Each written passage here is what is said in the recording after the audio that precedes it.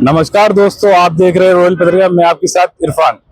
Rajasthan nursing संविदा कर्मियों की जो धरना प्रदर्शन है 1 महीने से रेगुलर चल रहा है और अभी तक सरकार की तरफ से कोई जवाबदेही तय नहीं हुई है। आज हम बात करते हैं और जानते हैं क्या है मामला और विस्तार से आपको बताते हैं। इस संविदा कर्मी का जो मामला है, जो अंकों का, जो बोनस का जो मामला है, क्या है पूरा बताओ। देखिए साहब, जो बोनस अंक का मामला है वो कोई नया मामला नहीं है। ये पहले से चलता आ रहा है। जैसे पहले सबसे पहले आप 2013 को देखो, जो भर्ती को देखो आप, माननीय सुप्रीम कोर्ट का आदेश है कि संविदा कर्मियों को नियमित करने का जो एक फॉर्मूला सुप्रीम कोर्ट ने दिया था, वो 10, 20, 30 बोनस अंक के आधार पर दिया था, जो भर्ती 2016 में जाके कंप्लीट हुई थी। उसके बाद उसी तर्ज में वापस दोबारा 2018 में जो कैंसिल हुई, 2020 में सरकार ने पूरी करवाई।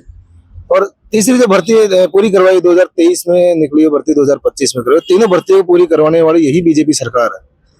और अभी लेटेस्ट में जो 87 से 50 पदों पे जो नियमितीकरण का तोहफा जो माननीय चिकित्सा मंत्री जी गजेंद्र सिंह खींवसर जी ने अपने हाथों से दिया है, वो खुद ने ही तो दिया है। हमको नई मांग नहीं कर रहे बोनस अंक की, हमारा बोनस अंक दिया जाए। बोनस अंक तो पुरानी प्रथा चली जा रही है, हम उसी की मांग कर रहे हैं। ये मांग हमारा हक है, हम जब तक करेंगे जब तक हमें हमारा हक दिया नहीं जाता। आप कितने समय से धरना कर रहे हैं? सब धरना तो 7 तारीख से हमारा लगातार यहाँ पे चल रहा है। वैसे तो हम लगातार पिछले 1 साल से करते आ रहे हैं। आप चाहे 5 तारीख से शहीद स्मारक वाला देख लो, आप उसके बाद 17 तारीख से शहीद स्मारक वाला देख लो। 2 महीने हम लगातार डॉक्टर किरोड़ी लाल जी के बंगले पे हमारा दूसरा धरना चल रहा है। वहाँ पे अभी भी वो धरना हमारा चल रहा है लगातार। और हम तब तक नहीं हटेंगे जब तक हमारी मांगे सरकार सुन नहीं लेती। चाहे हमें 2 महीने बैठना पड़े, चाहे 2 साल बैठना पड़े, हम हमारा हक लेके ही उठेंगे। आपकी सरकार बिल्कुल नहीं सुन रही है। कोई अधिकारियों से आपकी वार्ता हुई या नहीं हुई? देखो, कहीं ना कहीं ब्यूरोक्रेसी इतनी हावी हो रखी है कि मुझे तो ऐसा लग रहा है कि मंत्री जी की नहीं सुन रही है कोई भी। हमारे तो कहाँ से सुनेंगे? मंत्री जी भी आपकी नहीं सुन रहे। आपने बात करने की कोशिश की? मंत्री जी के पास जाते हैं, मंत्री जी की बात बोलते हैं कि मैं दिखवा रहा हूँ। जिसको दिखवाते हुए 1 साल हो गया, आज तक तो दिखा नहीं है। क्या दिखवा रहे हैं उसका ऐसा? और कुछ जो चीज हमारे पास निकल के आती है, ये निकल के आते हैं कि भाई exam plus bonus, exam plus bonus. अरे एग्जाम की मांग तो शुरू से नहीं थी। चरक भवन में खुद मंत्री जी बोल के जाते हैं कि दूसरा पक्ष एग्जाम के लिए बोल रहा है। मंत्री जी, एग्जाम तो पहले से था ही नहीं, एग्जाम कहाँ से आ गए इसमें बीच में? हमारी भर्ती तो तीनों भर्ती जो हुई है मेरिट प्लस बोनस से हुई है। एग्जाम तो पहले से नहीं था, तो एग्जाम की मांग कहाँ से होगी? आपको क्या लगता है कहाँ पेच फंस रहा है आपके इस मामले में?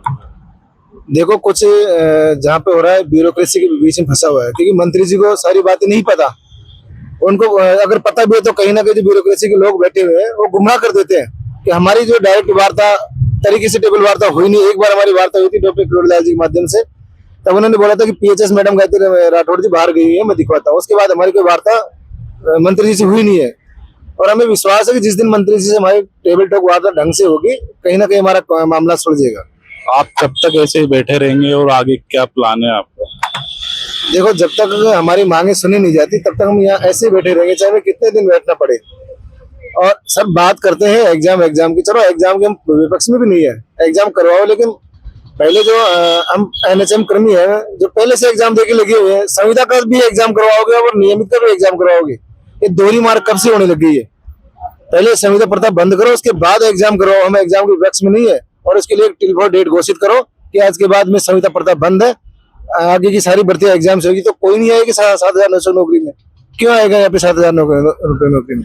आपको लगता है सरकार गूंगी बेरी हो चुकी है? जयपुर में धरने पे धरने दिए जा रहे हैं, एक के बाद SI भर्ती, नर्सिंग भर्ती और कई धरने जो दिए जा रहे हैं। यहाँ PTI का भी धरना अभी 2 दिन पहले समाप्त हुआ। बिल्कुल साहब, सरकार बिल्कुल गूंगी बहरी हो चुकी है। कोई नहीं सुनने वाला सरकार में। ना तो कोई मंत्री सुनता है, ना कोई अधिकारी सुनते हैं।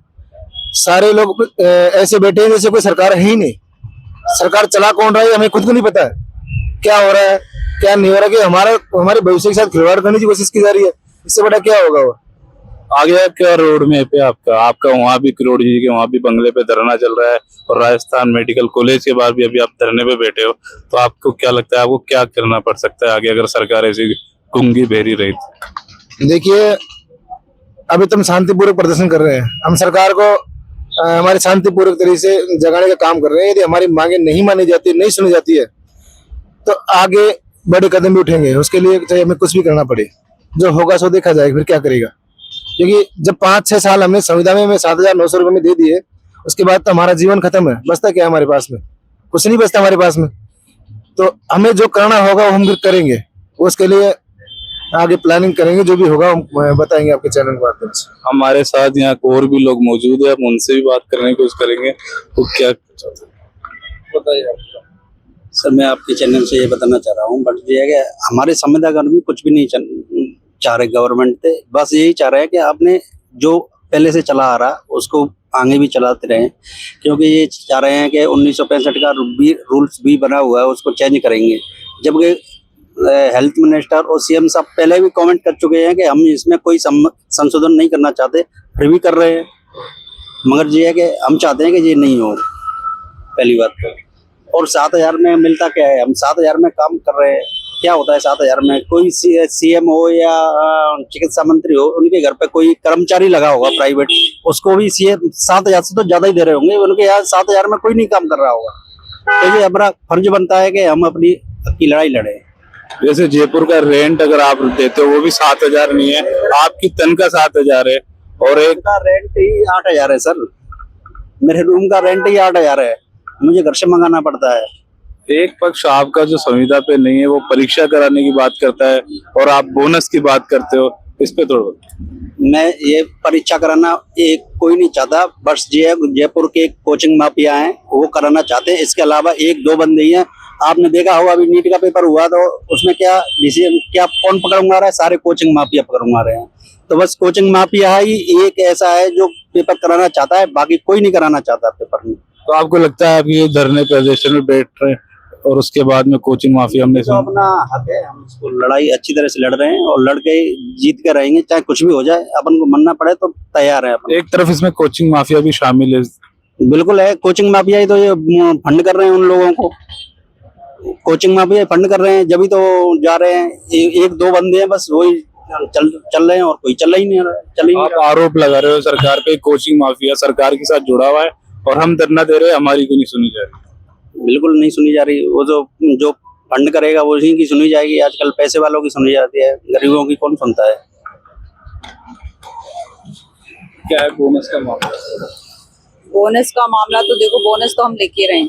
बोनस के साथ साथ हमारी भर्ती जो है मेरिट से होनी चाहिए। और एग्जाम का तो आप देख ही रहे हैं, नीट में पेपर लीक हो रहे हैं और सबके कच्चे चिट्टे बाहर आ रहे हैं। और ये जो हमारी भर्ती जो है नर्सेज भर्ती परमानेंट मेरिट प्लस बोनस से होती है, बिल्कुल ट्रांसपेरेंसी से होती है। इसमें तो कहीं कोई पेपर लीक का तो मामला ही नहीं है। और फिर सरकार को एग्जाम कराने की कहाँ जरूरत आ रही है? ऐसा सुनने में आ रहा है कि एग्जाम क्यों नहीं है? जब कुछ लोग तो एनएचएम के हैं, वो बेचारे पहले से पेपर दे रखे, फिर दोबारा पेपर क्यों देंगे? सरकार बोलती है एग्जाम नहीं दोगे तो गलत लोग, जिनको कुछ नहीं आता है वो नौकरी लेके आ जाएंगे। देखो, एग्जाम करवाओ, हमें कोई दिक्कत नहीं है, लेकिन पहले हम लोगों को परमानेंट करो। हम भी अपने लिए यहाँ अल्प वेतन में काम कर रहे हैं, तो सरकार को सोचना चाहिए ना थोड़ा बहुत कि ये लोग भी अपनी मेहनत सरकारी अस्पतालों में दे रहे हैं, तो मतलब क्यों इनके साथ हम अन्याय करें? कितने सालों से आप संविदा कर्मी काम कर रहे थे? मुझे 4 साल 4.5 साल हो गए संविदा पे काम करते हो।